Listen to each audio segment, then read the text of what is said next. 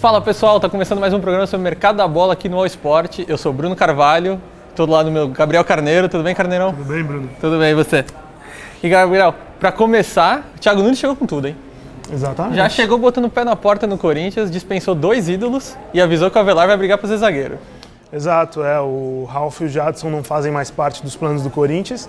E eu acho que as duas situações, apesar de terem a mesma justificativa, que é os dois não se encaixarem no modelo de jogo do Thiago Nunes, acho que as situações dos dois são bem diferentes. Porque assim, o Jadson é um jogador que mesmo ano passado já era difícil explicar por que ele vinha jogando. Porque é um jogador que desacelera muito o jogo, é um jogador que, é claro que tem a bola parada forte, ele inverte posição, inverte de lado muito, a transição dele é muito boa, mas é um jogador que não tem mais a mesma imposição física, que deixa a desejar nisso. Então eu acho natural a saída do Jadson. Agora, por outro lado, eu acho que a situação do Ralf é um pouco diferente, porque é um jogador que dentro de um modelo de jogo ele tem um encaixe. É um jogador que tem um desarme muito forte, um jogador que peca na saída de bola, mas é um jogador que tem uma marcação individual, uma marcação mesmo por zona, é um cara que está ali e que você pode contar com ele. Uhum. Eu acho que a mudança pelo modelo de jogo pode pecar nisso, porque o Thiago vai perder a opção de mudar quando ele precisar. Se não der certo, né? Exatamente. E a gente viu que agora ele falou que o Avelar vai disputar a posição na zaga. Não seria o caso de talvez botar o Ralf para disputar essa posição também? Já que na volância não interessa para ele jogar? É uma ideia que você está dando. Acho que agora não tem mais jeito, porque já está decidida pela saída do Ralf. Mas é um jogador que eu acho que teria encaixe sim nessa posição. Ele não se encaixa como volante, porque o modelo de jogo do Thiago Nunes é de proposição, né? Então é um time que precisa ter a bola no pé e todos os 11 jogadores precisam tocar bem, precisam para levar o time para frente. E eu acho que é nisso que o Ralf deixa a desejar um pouco. Então é compreensível ele não ser utilizado em 2020, mas eu acho que podia ficar no elenco, não só pela idolatria, que é claro que isso tem que ser levado em conta também para mim, mas também porque ele propõe algo diferente do que o Thiago quer. E se não der certo o que o Thiago quer, o Corinthians vai ser um time com menos opções. Sim, até porque o René Júnior talvez também vai embora, então as opções de volante está ficando pouca no Corinthians, né? E até uma contradição você liberar o Ralf e manter o Richard, sim, por exemplo. Porque o Richard é um jogador que o grande destaque dele é o desarme, a capacidade de marcação. E nisso ele não é tão bom quanto o Ralf. Que talvez poucas pessoas no futebol brasileiro hoje sejam tão bons quanto o Ralf de desarme, né? Sim, mesmo com uma idade avançada, o Ralf fez bons jogos ano passado. Então é um jogador que eu acho que ele não devia ser considerado dispensável, ainda mais nesse momento de tanta coisa vai mudar. O Thiago Nunes vai propor muita coisa nova, mas algumas coisas deviam participar dessa etapa de transição. Eu acho que o Ralf era uma delas. E acompanhando as redes sociais, a gente vê algumas críticas de corintianos sobre o tratamento desses dois ídolos. São jogadores que estão na história do clube e simplesmente não vão nem se reapresentar e vão procurar sua vida. Você acha que a condução disso foi talvez tenha sido um pouquinho exagerada? Poderia ter sido um pouco mais suave? Eu acho que sim, até porque é uma resolução tardia do ponto de vista de mercado para esses jogadores. O Ralf e o Jadson, o mercado sabe que eles estão procurando o clube agora, né? Sim. Que a gente já está 15, 20 dias de começarem os campeonatos estaduais. Então, e são jogadores que já vão perder o início de pré-temporada e com a idade avançada talvez isso acabe atrapalhando a temporada, sim, deles. Então, por esse ponto de vista, eu acho que foi algo problemático, sim. O Corinthians já sabia que o Thiago Nunes seria o técnico desde ano passado e já sabia o modelo de jogo do Thiago Nunes. Então, de repente, podia ter feito um jogo de despedida para esses jogadores, algo mais formal, não um anúncio numa entrevista coletiva. Acho que faltou um pouco de carinho e de cuidado do Corinthians, sim. Certo. Vamos falar um pouquinho do Cruzeiro também. O Cruzeiro hoje anunciou a chegada do Alexandre Matos. Ele chega para ser executivo de futebol, mas não chega, na verdade. Ele vai ficar 45 dias no clube como um agradecimento, porque o Cruzeiro está precisando e ele ganhou fama no Cruzeiro. Exato. E depois disso ele vai para o Reading da Inglaterra. Como é que você está vendo essa transição, esse período curto do Matos no Cruzeiro? É uma movimentação um pouco aleatória, né, do ponto de vista de mercado da bola. Talvez seja importante para o futebol brasileiro ter um executivo trabalhando no futebol europeu. Hoje a gente tem o Edu Gaspar no Arsenal e agora vai ter outro treinador próximo ali da Premier League. Treinador não, né? Diretor. Então isso pode ser positivo para o futebol brasileiro. Não sei se o perfil do Matos é o mais adequado para isso. Mas ele conseguiu essa oportunidade, vai trabalhar lá e agora vão ser de 45 a 60 dias trabalhando como diretor de futebol do Cruzeiro. O que é estranho, e até está sendo muito noticiado como o retorno dele por gratidão, mas é até estranho porque talvez o Matos tenha participado do início dessa derrocada do Cruzeiro. É claro que ele tem títulos e isso é fundamental, é o que fica na história do clube, mas foi o início de uma época em que o Cruzeiro gastou muito dinheiro. Até vi um levantamento que das 5 contratações mais caras da história do Cruzeiro, 4 foram feitas pelo Matos. Ele trabalhou pouco mais de 2 anos no clube. Então é algo que é interessante do ponto de vista de que o Cruzeiro vai ter alguém forte no mercado, alguém que tem uma rede de relacionamentos excelente, como a gente viu nos últimos anos, mas vai ter por pouquíssimo tempo e vai ter um cara que é muito acostumado a fazer contratações baseado no dinheiro, né? No investimento, na receita. Não é um executivo de garimpar, né? Achar num clube menor e conseguir trazer e estourar. E o Cruzeiro sem dinheiro precisa de soluções criativas, não de investimento. O Cruzeiro não vai pagar, pelo contrário. O Cruzeiro vai usar o que tem para ter moeda de troca no mercado. Eu acho que isso é delicado, talvez não seja o perfil que o Cruzeiro precisa para essa função no momento, Bruno. E como é que você vê esse perfil do Matos na Inglaterra, por exemplo? O Reading, ele tem um dono chinês, né? Então tem lá seu dinheiro para contratar. Será que a gente pode temer talvez uma chegada no futebol brasileiro de um time inglês agora, já que o Matos conhece todo mundo aqui? Pode ser? Olha, acho que hoje é difícil visualizar, até porque o Reading é um time que está do meio para baixo da tabela de classificação. É um time que não vem de grandes investimentos nos últimos anos. Até curioso dizer que o Rafael Cabral, goleiro campeão da Libertadores pelo Santos em 2011, é o goleiro do Reading, uma das opções lá no elenco. Se destacou agora no primeiro dia do ano, né? Fez 4 defesas em sequência, quase um Gordon Banks da Série B da Inglaterra. Exatamente, um goleiro que tem, quando foi para a Europa, todo mundo falou da projeção grande dele, mas acabou fazendo escolhas erradas de carreira, né? Jogou pouco e agora que está começando a jogar mais.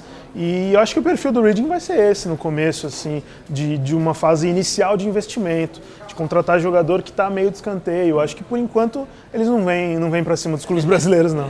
E vamos continuar em Minas, mas agora a gente vai para o Atlético. O Dudamel chegou hoje, foi apresentado, ainda não foi apresentado, mas já foi anunciado, e a torcida recebeu no aeroporto, foi uma festa. Como é que você vê a chegada do Dudamel? Você acha uma escolha acertada do Atlético? Olha, eu gosto muito do nome, é um cara que vem de 8 anos na seleção da Venezuela, entre base e profissional. Ele era goleiro até 2010, né? E aí em 2012 ele já assumiu as seleções de base da Venezuela como treinador. Então a única experiência dele é dentro desse contexto. E eu acho que isso tem o seu lado perigoso, porque é um treinador que não conhece o mercado de clubes, trabalhou até agora com limitações do mercado, mas, por outro lado, é um cara que tem ideias, é um cara que ajudou a devolver o respeito ao futebol venezuelano, que antigamente a gente pouco considerava o futebol venezuelano, era sempre barbada, o Brasil, a seleção brasileira ganhar na Venezuela. Obrigação de golear, né? Exato. E nos últimos anos não tem sido assim, e muito por causa desse trabalho de base. O Dudamel foi vice-campeão mundial sub-20 com a seleção da Venezuela, então tem um trabalho, e ele é muito conhecido também por potencializar jogador, por garimpar jogador dos clubes menores da Venezuela e tornar eles jogadores de seleção. Então é um nome interessantíssimo do mercado, é algo que acho que é legal a gente ficar bem atento esse ano, porque é algo diferente da casinha, né? Eu acho que talvez o que pode ser um problema ou não, que só vai se descobrir na hora, é o dia a dia de clube, né? Que ele não tem. Sim. É como é que ele sobrevive a esse relacionamento de ego, de botar alguém titular, botar alguém reserva, porque na seleção você convoca quem você quer, né? Sim, até na Copa América o Dudamel teve muitos problemas de relacionamento com o grupo. O Joseph Martinez pediu dispensa da seleção porque não queria trabalhar com ele, porque se considerava psicologicamente afetado pelo modo de trabalho do Dudamel. E é uma vivência que ele não tem ali. Então a gente espera que possa ser algo novo, algo diferente no futebol brasileiro, o que a gente está precisando. Né? Sim. E o Dudamel talvez chegue nesse novo caminho de trazer técnicos estrangeiros, porque o Jorge Jesus deu muito certo, mas para o Galo não é uma novidade. Eu estava vendo, se não me engano, é o 16º técnico estrangeiro na história do Galo. Então o Galo já vem numa tradição de técnicos estrangeiros. Talvez pode ser até mais fácil de se adaptar, né? A torcida já está acostumada com um técnico que não é brasileiro. Sim, e eu acho que até a gente publicou uma matéria interessante tocar nesse tema, a gente publicou uma matéria hoje no All Sport, a respeito do fato do Dudamel ter sido oferecido ao Palmeiras, né? E o Palmeiras acabou não aceitando a o oferecimento por medo de como seria a adaptação dele ao Brasil. Eu acho que isso diz bastante, né? Porque o Palmeiras tem medo de apostar no novo e decidiu apostar no que a gente tem de maior marca no mercado de treinadores, que é o Vanderlei Luxemburgo. E é algo que acho que a primeira interpretação, e talvez tenha sentido, é que um treinador às vezes funciona como escudo, né? Sim. E um treinador de nome forte, que vá falar uma palavra polêmica numa entrevista para esquecerem o resultado de uma partida, ele é um escudo da gestão. Sim. Eu acho que o Palmeiras foi atrás de um escudo. É claro que o Luxemburgo tem todo o mérito do trabalho dele, inclusive ano passado no Vasco. Foi bem no Vasco. Exatamente, mas não tem como não ver como um escudo, ainda mais a partir do momento em que a gente sabe que um profissional como o Dudamel foi oferecido e descartado por problemas de adaptação. Acho que a gente tem que ter menos medo de inovar, de fazer coisas diferentes. O Atlético, historicamente, tem esse perfil de querer apostar. E agora faz uma aposta que é uma das coisas mais interessantes do mercado. E será que o momento que a gente vive hoje no futebol brasileiro não seria justamente o momento que está mais aberto para apostar? Porque o Flamengo apostou no Jorge Jesus, deu certo.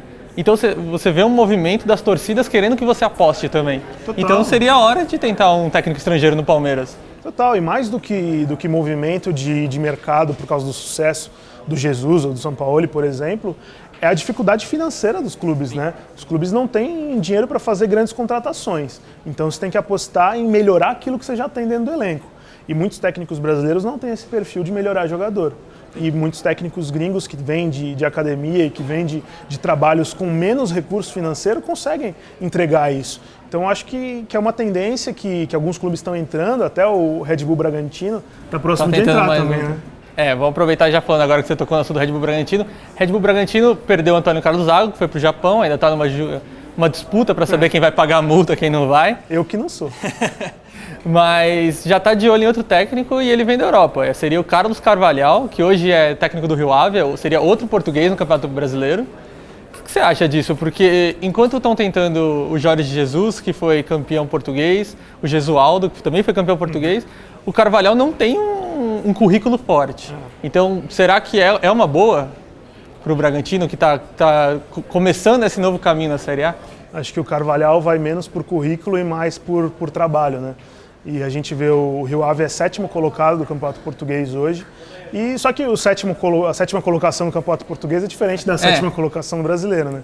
Que em Portugal a gente tem 4 times de elite que disputam as vagas para Champions League, título e Liga Europa, e o resto são times mais ou menos do mesmo nível e que tem muita dificuldade, uma barreira muito grande para eles passarem, para eles brigarem ali entre os primeiros.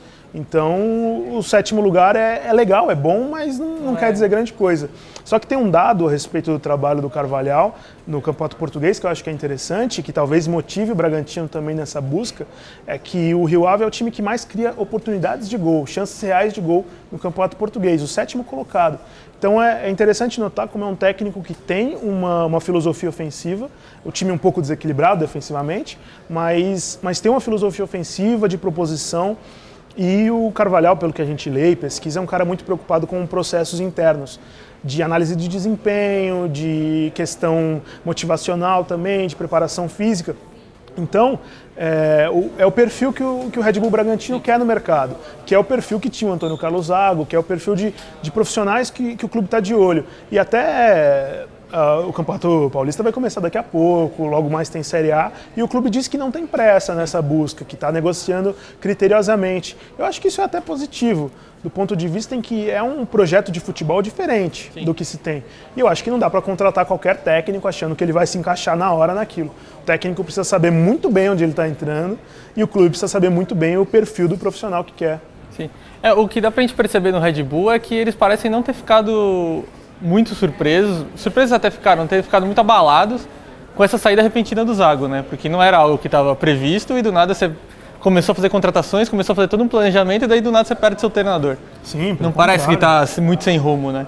Exato, e o Zago acho que foi uma surpresa grande para o Red Bull, né? Porque o time subiu com 3 rodadas de antecedência, foi campeão da Série B do Campeonato Brasileiro do ano passado, e aí só no final do ano, na última semana do ano, que o Zago anunciou que estava indo para o futebol japonês. Então deixou o clube com pouco tempo, porque o Zago estava fazendo o planejamento do clube para a temporada. Os primeiros reforços tiveram influência do Zago.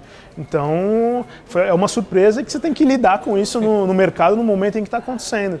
Mas aí eles trouxeram o técnico que seria do Red Bull Brasil, na Série A2, o Vinícius Munhoz, que é um cara que está há anos no projeto também e que tem a noção inteira do projeto, do que é a sequência, do que ele precisa fazer.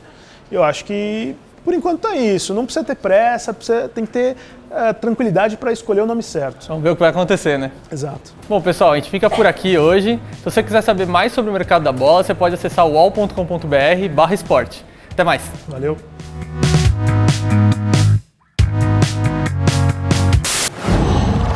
Uol.